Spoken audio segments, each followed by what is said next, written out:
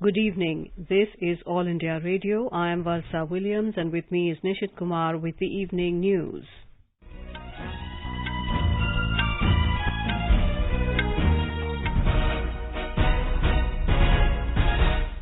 The headlines. Rajya Sabha passes Insurance Amendment Bill 2021, increasing FDI limit from 49 to 74%. Campaigning gains momentum for assembly elections in 4 states and a union territory. BJP announces list of 148 candidates for West Bengal Assembly polls. More than 3.7 crore job opportunities will be created in the country with implementation of vehicle scrapping policy, says Transport Minister Nitin Gadkari. Atal Innovation Mission, Niti Aayog and Amazon Web Services announced new initiatives to strengthen innovation and entrepreneurship ecosystem in the country. Over 3 crore 71 lakh doses of COVID-19 vaccine administered in the country. Recovery rate reaches 96.41%. India and Kuwait decide to establish joint commission to enhance and deepen bilateral relationship. India's Nikhat Zareen stuns world champion Ekaterina Partseva to enter the women's 51-kilogram quarterfinals at Bosphorus boxing tournament. PV Sindhu takes on Elle Christophersen of Denmark in pre-quarterfinals in All England Open Badminton Championships. And in cricket, India face England in 4th T20 International in Ahmedabad.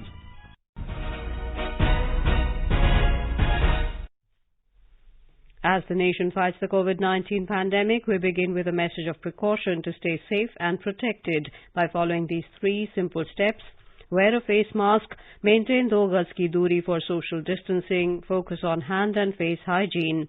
And now the news in detail. The Rajya Sabha today passed the Insurance Amendment Bill 2021. The bill seeks to amend the Insurance Act 1938, which will increase the limit of foreign investment allowed in Indian insurance companies.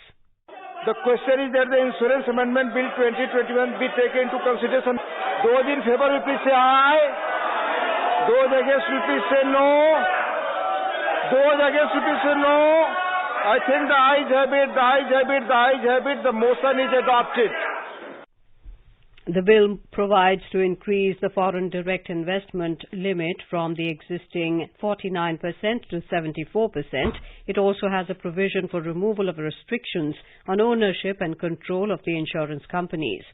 Replying to a discussion, Finance Minister Nirmala Sitharaman said that a higher FDI limit of 74% is not a compulsion for every insurance company, as it sets only an upper limit.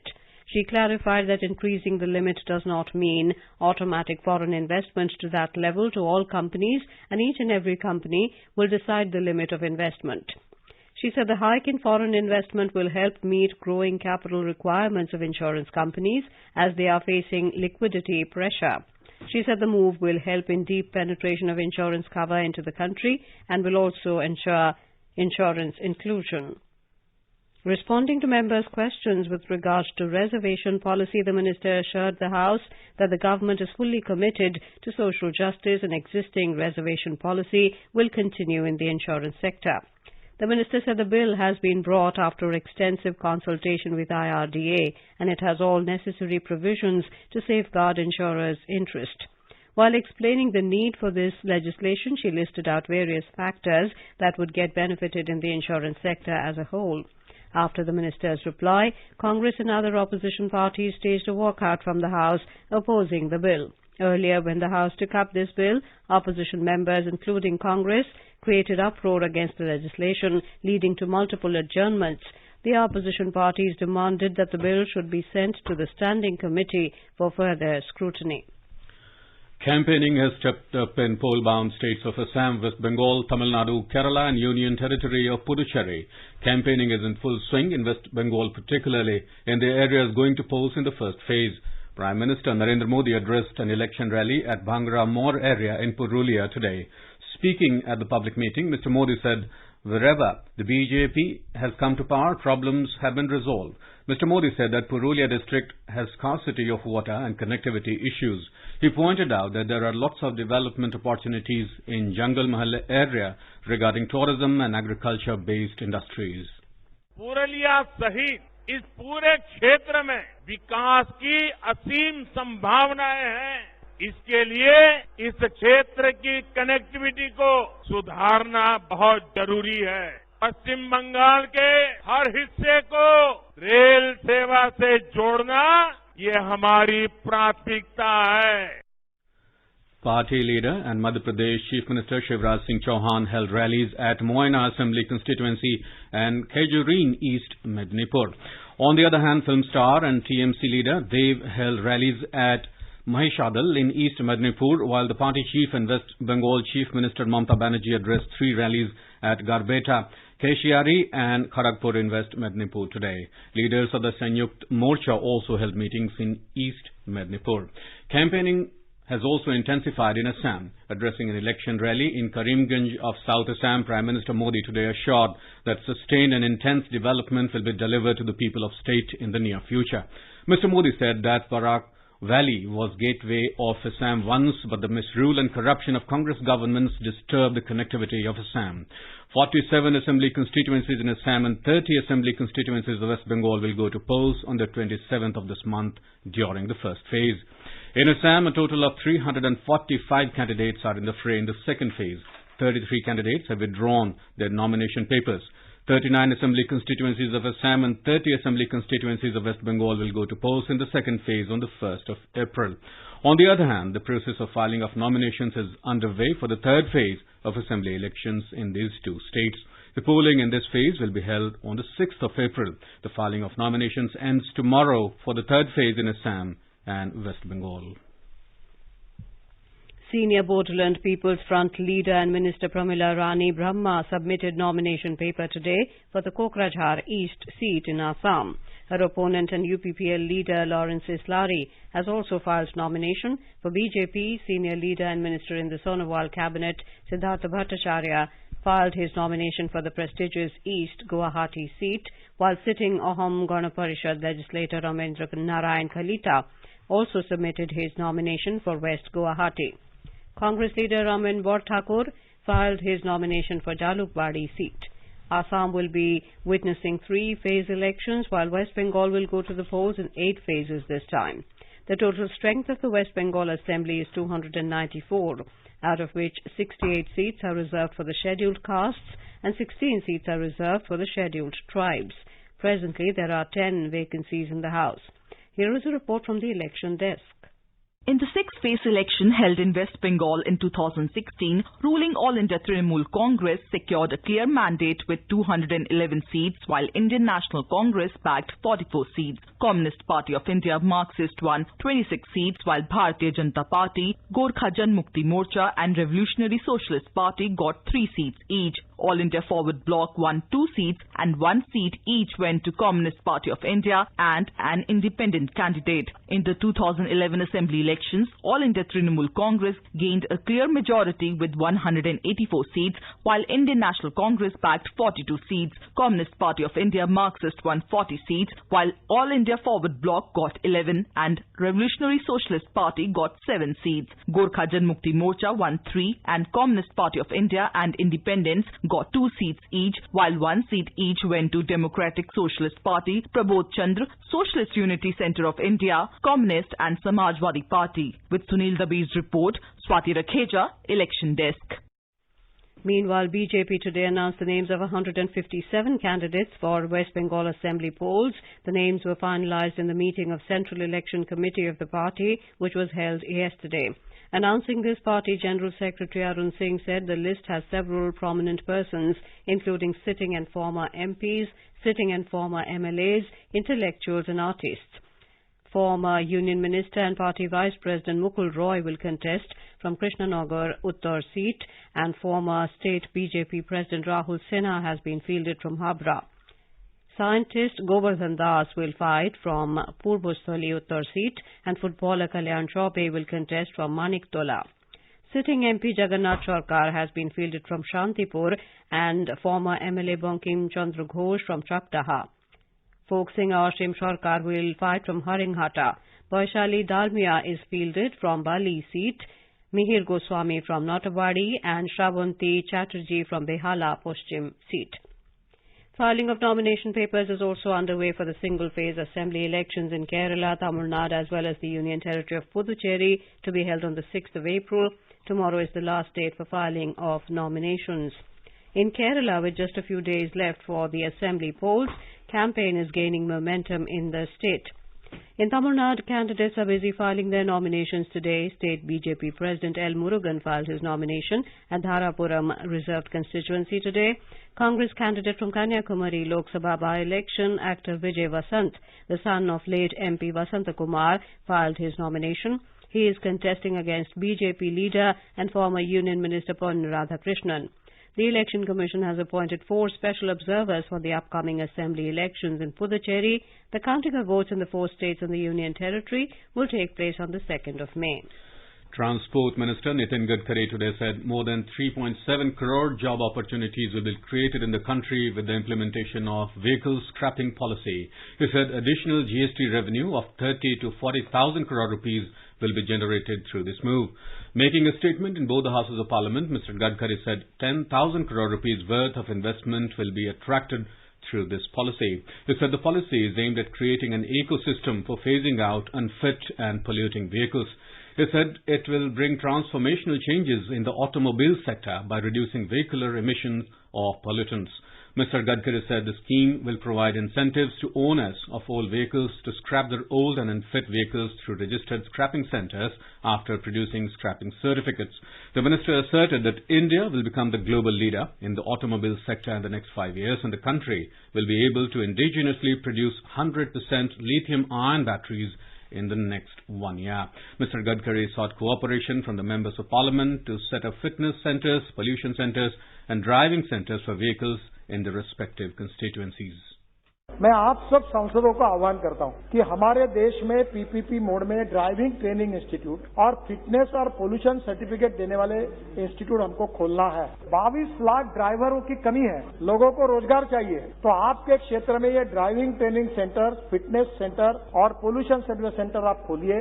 Bharat सरकार से हम इसके लिए अनुदान भी देंगे और आपको मदद भी करेंगे। बैंक भी इसके लिए आपको लोन देने के लिए तैयार है। इससे एम्प्लॉयमेंट भी क्रिएट हुआ, अलाइड सर्विस सेक्टर और R&D जैसे क्षेत्र में भी इसके कारण बहुत रोजगार मिलेगा। Interacting with the media this afternoon, Mr. Gadkari highlighted that the vehicle scrapping policy is not against the poor people. Mr. Gadkari said new technology increases safety, improves fuel efficiency, reduces maintenance cost significantly and is better for environment point of view. He said that the vehicle manufacturing cost will also reduce with this policy. Mr. Gadkari said this policy is for everyone's benefit and is a win-win situation for all. Atal Innovation Mission, Niti Aayog and Amazon Web Services today announced new initiatives to strengthen the innovation and entrepreneurship ecosystem in India. This will be done by empowering school students with cloud computing skills and enabling entrepreneurs to build innovative education technology solutions on the cloud. The statement of intent was signed between Niti Aayog and Amazon Internet Services Private Limited, which undertakes the resale and marketing of Amazon Web Services cloud services in India. A report. Atal Innovation Mission will leverage Amazon Web Services Educate, which is Amazon's global program that provides resources for students and educators to accelerate cloud-related learning. This program will introduce the fundamentals of cloud computing, such as cloud storage, virtual compute power, web hosting, artificial intelligence, machine learning and virtual reality to students at more than 7,000 Atal Tinkering Labs. It will equip the talented youth of the country with digital and web-based tools that can enhance their creative and innovative capabilities. Suparna Saikya, AIR News, Delhi. India and Kuwait have decided to establish a joint commission to enhance and deepen the ties of fraternity and friendship and support ways of cooperation in all fields. A joint statement said the meetings of the joint commission, called Joint Commission Meeting, will be held regularly to review all bilateral matters. The Joint Commission will be charged with formulating the required basis to strengthen the relations between the two countries, particularly in the fields of energy, trade, economy, investment and human resources. It will be co-chaired by External Affairs Minister Dr. S. Jaishankar and his Kuwait counterpart. The Joint Commission meeting will be held in each country alternately at a mutually agreed time. Foreign Minister of Kuwait, Sheikh Dr. Ahmed Nasser Al Mohammed Al Sabah, and External Affairs Minister Dr. Rajya today reviewed all aspects of India-Kuwait bilateral relationship and discussed regional developments. They also explored ways and means to impart further dynamism in the traditional and friendly ties between the two countries. Sheikh Dr. Ahmed Nasser was on a two-day visit to India. India has administered over 3.71 crore vaccine doses in the country so far. The Union Health Ministry said that more than 20,78,000 people were inoculated with COVID-19 doses in the last 24 hours. Meanwhile, the country's COVID-19 recovery rate reached 96.41%, with a total recovery of more than 17,000 patients in the last 24 hours. The minister said that more than 1.10 crore patients have already recovered from this disease. This is All India Radio giving you the news. For quick news updates round the clock, follow us on Twitter at AIR News Alerts. चलो मिलकर एक शुरुआत करें, चलो एक फैसला आज करें, मास्क नहीं तो टोकेंगे, कोरोना को रोकेंगे, चलो एक इरादा करते हैं, चलो खुद से वादा करते हैं, मास्क नहीं तो टोकेंगे, कोरोना को रोकेंगे. Welcome back to the evening news on All India Radio. Now here is a review of proceedings in Parliament today. First from the Lok Sabha, writer is Achinta Bora of PTI. Road Transport and Highways Minister Nitin Gadkari today issued a statement in the Lok Sabha on the vehicle scrapping policy. The vehicle scrapping policy will offer about 5% rebate to those buying new cars if they junk their old vehicles. Vehicle manufacturers are advised for providing a discount of 5% on the purchase of a new vehicle against the scrapping certificate, he said. The minister said the policy will also lead to an increase in the country's automobile industry turnover to 10 lakh crore rupees from the current 4.5 lakh crore rupees. Besides, state governments will be advised to offer a road tax rebate of up to 25% for personal vehicles and up to 15% for commercial vehicles. In his statement, Gadkari said the registration fees may also be waived for the purchase of a new vehicle against the scrapping certificate. The minister said it will help improve fuel efficiency, reduce pollution, and GST income will also rise due to the purchase of new vehicles. With the scrapping of all vehicles, raw materials such as plastic, copper, aluminium, steel and rubber will be recycled. This will bring down the cost component and help the industry become more cost competitive. The Road Transport and Highway Ministry will publish a draft notification for stakeholders' comments in the next few weeks. Under the policy, tentatively, rules for fitness tests and scrapping centres are likely to be applicable from October the 1st, 2021, while scrapping of government and PSU vehicles that are older than 15 years will be from April the 1st, 2022. The mandatory fitness testing for heavy commercial vehicles is likely to be enforced from April 1st, 2023, and the same will be in place in a phased manner for other categories from June the 1st, 2024. The minister said that there are 51 lakh light motor vehicles that are older than 20 years and 34 lakh light motor vehicles that are older than 15 years. The ministry has proposed that commercial vehicles be deregistered after 15 years in case of failure to get the fitness certificate. Another proposal is that private vehicles be deregistered after 20 years if found unfit or in case of failure to renew the registration certificate. As a disincentive measure, increased re-registration fees will be applicable for private vehicles 15-year onwards from the date of initial registration. The Lok Sabha today passed the supplementary demands for grants second batch 2020-21 after an over 3-hour-long debate. In his reply to the debate, Union Minister of State for Finance, Anurag Thakur, appreciated members who praised the government in handling the coronavirus pandemic. Thakur said when the budget estimate was first released for 2020-21, 61,000 crore rupees was allocated for the MG Narega, but the allocation has been enhanced to 73,000 crore due to extraordinary situations created by the pandemic, thus benefiting the poor and unemployed. The minister said the Prime Minister's Garib Kalyan Yojana was an emergency relief measure without thought of any cost, with the objective of ensuring that no poor person should go hungry. He said the government has allocated a sizable amount for defence and there is a need for procurement of bulletproof vests and other high-tech equipment. Mr. Thakur said 35,000 crore rupees has been set aside for the coronavirus vaccine and if required, more funds will also be given. He also alleged that the West Bengal government has prevented farmers from getting the PM Kisan Samman Nidhi benefits. The minister said the central government has facilitated a moratorium on EMIs for MSMEs for 6 months and many traders were benefited from the scheme. Earlier, participating in the debate, Congress MP Jasbir Singh Gill accused the government of allocating more funds to the poll-bound states and demanded that Punjab should also get its share. BJP MP Tapir Gao said about a year ago, when the COVID-19 pandemic erupted, everyone was worried about saving 130 crore lives as many developed countries were struggling to deal with the emerging situation. The finance minister provided for 15,000 crore rupees immediately for COVID and now the government has allocated 35,000 crore rupees for vaccination.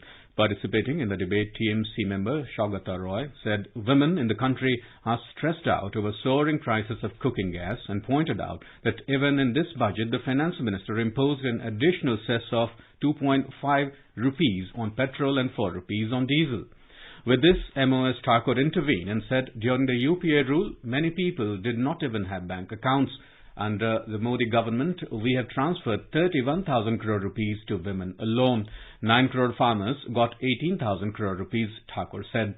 Vinayak Raut of the Shiva Sena raised the issue of high fuel prices and said it has been distressing for the common man. Later, the House took up the discussion on supplementary demand for grants in respect of Union Territory of Jammu and Kashmir for 2021. The Lok Sabha also took up the supplementary demands for grants with regard to Union Territories of Jammu and Kashmir and Puducherry for discussions and approval. Participating in the debate, Congress member Revanta Reddy said there has been no change in allocation of funds to the UT of Jammu and Kashmir. He said there were reports that Jammu and Kashmir has lost over Rupees 40,000 crore due to the coronavirus pandemic and nearly 5 lakh people connected to tourism lost their jobs. He also raised the issue of Kashmiri students studying outside and said they have been suffering as there were limited employment opportunities in the UT and asked the government to pay their fees. In his speech, BJP member Jamyang Shering Namgyal said the Modi government has united the people of the country. He gave a number of examples of how the BJP has displayed a robust governance and has encouraged different sports tournaments like never seen before. Unemployment is an issue in the UT of Ladakh and the government is working on it, he said. Namgyal said there is a need to create new administrative districts in Ladakh.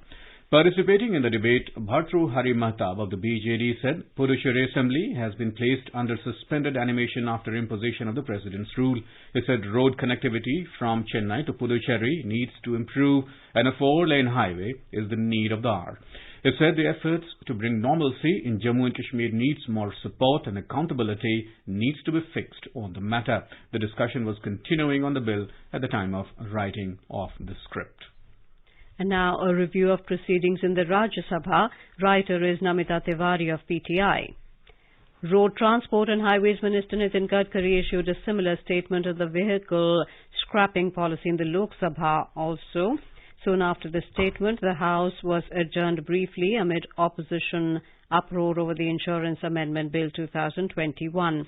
Later, the Rajya Sabha passed the Insurance Amendment Bill 2021. The bill is to increase foreign direct investment limit in the insurance sector to 74% from the current 49%. Replying to the debate on the Insurance Amendment Bill 2021, Finance Minister Nirmala Sitharaman said foreign investment will supplement domestic long-term resources with a view to further insurance penetration in the country. The bill was passed by a voice vote. The minister said the decision to increase the FDI limit to 74% was taken after sector regulator IRDAI held detailed consultations with stakeholders. As per the bill, the majority of directors on the board and key management persons would be resident Indians, with at least 50% of directors being independent directors and specified percentage of profits being retained as a general reserve. It was in 2015 when the government had last hiked the FDI cap in the insurance sector from 26% to 49%. Earlier, the Rajya Sabha witnessed 4 brief adjournments amid opposition uproar over the demand for sending the Insurance Amendment Bill 2021 to a Parliamentary Standing Committee for scrutiny. Leader of Opposition Mallikarjun Kharge said the Insurance Amendment Bill 2021 will put people in trouble. The Insurance Act 1938 is being amended for the 3rd time, he said. He said the Act was first amended during Atal Bihari Vajpayee's tenure when 26% FDI was allowed in the insurance sector. Later in 2015, the law was amended further to allow 49% FDI, and now the amendment is for allowing 74%, he added. Information Technology Minister Ravi Shankar Prasad said the IT sector has contributed 8% to the country's GDP and 2 lakh new jobs have been added in the sector since 2019. He said the government also intends to lay BharatNet in villages all over India, and the Prime Minister wants this to be accomplished in the coming 1,000 days. Replying to supplementaries during question hour, the minister said the country has attained its image in the world due to Digital India. Earlier, several members belonging to various parties raised matters of public importance during Zero Hour and special mentions. And that is all in Parliament Review. India's Nikhat Zareen stunned reigning world champion Ekaterina Poltaveva to breeze into the women's 51 kg quarterfinals at the Bosphorus boxing tournament in Istanbul, Turkey. The Asian Championship bronze medalist Zareen caused a major upset on the second day of the tournament yesterday when she outpunched the Russian boxer 5-0.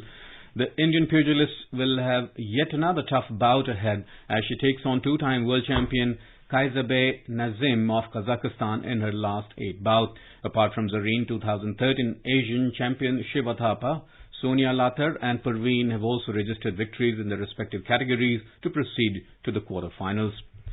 In All England Open Badminton Championships Women's Singles pre-quarterfinal match between PV Sindhu and L. Kristoffersen of Denmark is underway. Sindhu won the first game 21-8. In the men's singles, Lakshya Sen has entered the quarterfinal, beating Thomas Roxel of France 21-18, 21-17. However, H.S. Pranoy and Sai Praneeth lost their pre-quarterfinal matches today. Pranoy lost to top seed Kento Momota of Japan 21-15, 21-14, while Praneeth went down 21-15, 12-21, 12-21 to world number 2 Victor Axelsen of Denmark. Samir Verma will take on Anders Antonsen of Denmark later today. And in cricket, India were 179 for 8 in 19.4 overs in the 4th T20 match against England. The match is being played at the Narendra Modi Stadium in Ahmedabad. Earlier, England won the toss and elected to bowl. India faced a do-or-die challenge in the match today against the world's number 1 T20 team, England.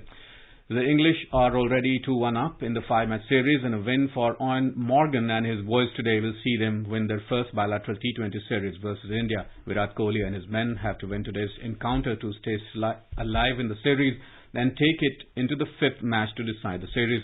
The 5th and the final T20 match will be played on Saturday.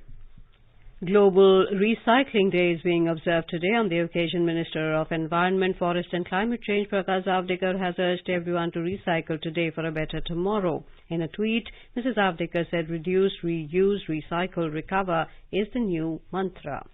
And now before we end the bulletin, the headlines once again.